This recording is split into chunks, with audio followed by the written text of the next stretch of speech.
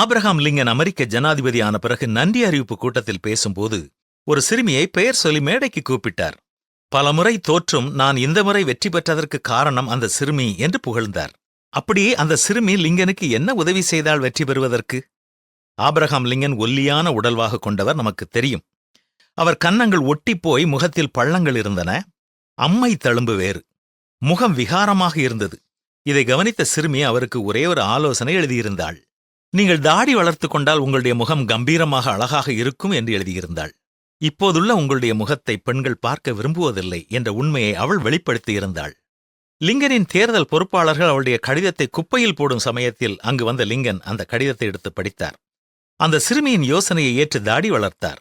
கம்பீரமாக காட்சியளித்தார், ஜெயித்தார். அதற்காக அந்த சிறுமியை தேடி நன்றி தெரிவித்தார் ஆபிரகாம் லிங்கன் அவர்கள். நம்முடைய பெரிய சிக்கல்களுக்கு பெரிய பெரிய மனிதர்கள்தான் யோசனை சொல்ல வேண்டும் என்பதில்லை.